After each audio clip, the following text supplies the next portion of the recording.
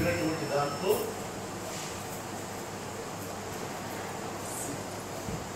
స్త్రీ తైల మధు మాంసాలు ఈ 4 ఆదివారం వినియోగించు. సూర్య భగవానుడు మనకే కాదు యూదులకు కూడా ఆయన దైవం. అందువలనే యూదు రాజు చెప్తాడు మనకి ఇష్టదైవం సూర్యుడు కాబట్టి ఆయనకి సంబంధించినటువంటి వారాన్ని మనం నియమబద్ధంగా వినియోగించుకుందాము అని చెప్పి అందువల్లనే వాళ్ళ నుంచి వచ్చిందే క్రైస్తవము ఆదివారం వాళ్ళు హాలిడేలు తీసుకుని చర్చిలకి వెళ్ళి గది చేస్తూ ఉంటారు. తద్వారా వాళ్ళు కాస్త మంచిగా ఉంటారు. ఆదివారం మిగతా రోజులు ఎట్లా ఉన్నా ఆ ఒక్కరోజు బాగుంటారు. మనం అన్ని రోజులు బాగుండి ఆ ఒక్కరోజే చండాలి. హిందువులు నాశనం అవుతున్నారంటే దానికి కారణము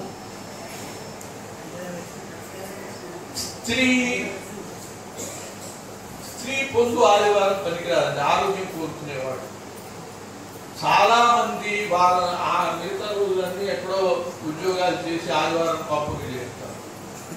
ఆ వాళ్ళే స్త్రీ తైలం ఒంటికి నూనె రాసుకుని తలంటి పోసుకునేది ఆదివారం చేసుకోకూడదు.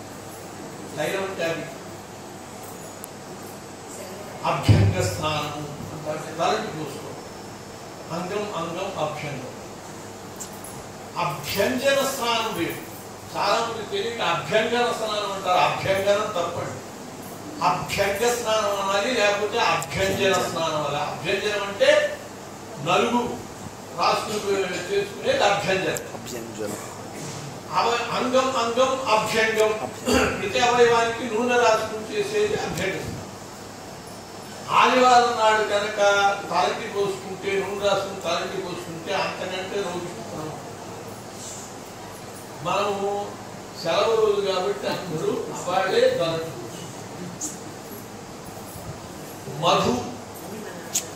మధు కూడా ఆదివారం మిగతా రోజు తీసుకోవాలని కాదు అర్థం. మామూలుగా ఒకవేళ తీసుకునే వాళ్ళైనా ఆదివారం నాడు అసలు మద్యం స్వీకరించకూడదు. అది మహా ఘోరమైనటువంటి రోగకాలం. మిగతా రోజులన్నీ ఉద్యోగాలు చేసి ఆదివారం పార్టీ చేసుకుంటారు. లంచాలు ఇచ్చేవాళ్ళు కూడా ఆదివారం పార్టీ చేసుకుంటారు. ఏది పనికిరాదో అదే ఆదివారం. మధు మాంసాన్ని మిగతా కొట్లన్నీ కట్టేస్తారు ఆదివారం. ఈ కొట్టే చేసి నల్లటి కవరంతో వెళ్తూ ఉంటారు. ప్రతివాడు నల్లటి కవర్. కాబట్టి ఏది పనికి రాదు అది చేసుకుంటుంటే రోగాలు రాకేమవుతాయండి. సూర్యాస్తమంలో స్పష్టంగా చెప్పారు. ఇటువంటి ఆ సూర్య భగవాన్ యొక్క అనుగ్రహానికి మనం పాత్రలు కావాలి అంటే ఇందాకల్లా చెప్పినటువంటి జ్యూసు ఇప్పుడు చెప్పినటువంటి వీటి విషయంలో జాగ్రత్తగా ఉండి అందరం కూడా సూర్య భగవాను యొక్క అనుగ్రహంతో ఆరోగ్యాలతో వర్ధిల్లాలి అని చెప్పి కోరుకుంటూ ఆంజనేయ స్వామి ఎందువల్ల సూర్యుడు ఆయన గురువు. అంతేకాదు ఈయన వెళ్ళే పని ఏమిటి? సీతాదేవిని చూడటం కదా. చూడాలి అంటే వెట్టుతో కళ్ళతో. వాటి అధిపతి ఎవరు? సూర్యుడు. కాబట్టి ఆమె కనపడాలి, కళ్ళకి ఆమె కనపడాలి అంటే కూడా ఆ కళ్ళకటువంటి యోగ్యత కలగటానికి కూడా వాటికి అధిపతి అయినటువంటి సూర్య భగవాను ప్రార్థించారు. ఈయనకి ఎంత గురుభక్తో సూర్యుడు కూడా అంత శిష్య వాత్సల్యం అండి. ఈయన వెళ్తాము అశ్వేర పర్వతం మీద దిగాడు ఆంజనేయ స్వామి. అప్పటికి ఇంకా కాస్త పోతున్నారు పగలన్నమాట. కవులు తెలుగుతనంలో కూడా చాలా చమత్కారాలు చేస్తారు.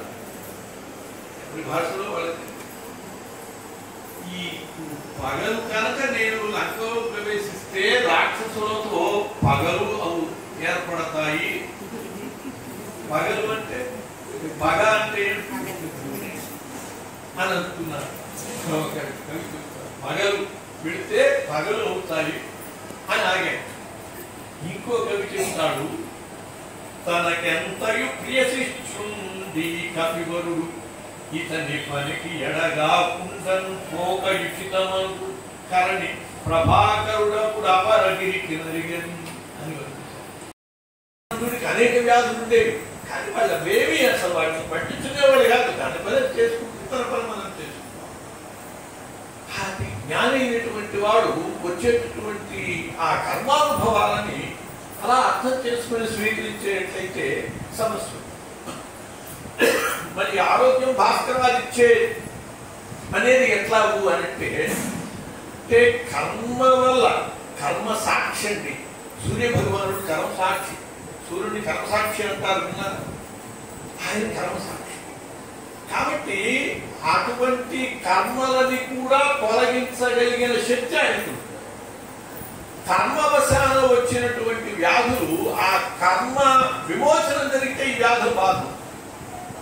కొన్ని వ్యాధులు చూడండి, డాక్టర్ దగ్గరికి వెళ్తే ఏమీ లేదండి ఎంత బాగానే ఉందంటాడు, కానీ మనం ఏదో బాధపడుతూనే ఉంటాం. ఏదో ఉంటుంది రోగం, వాళ్ళెప్పుడు కనిపెట్టలేనటువంటి రోగం మనకి బాధ ఉంటూనే ఉంటుంది. ఇది ప్రారంభవశాన వచ్చినటువంటి రోగం అన్నమాట.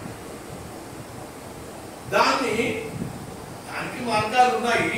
ముఖ్యంగా సూర్య భగవాన్ని కనుక ఉపాసించేటట్లయితే ఇటువంటి ప్రారంభమైనటువంటి రోగాలన్నీ పోతాయి అని చెప్పి శాస్త్రం చెప్తుంది. అనుభవాలు కూడా చెబుతున్నాయి. సాంబుడు అని కృష్ణుని కొడుకుండేవాడు. కృష్ణుని అష్టమహిషులలో జాంబవతి అని ఒక ఆమె వినుంటారు.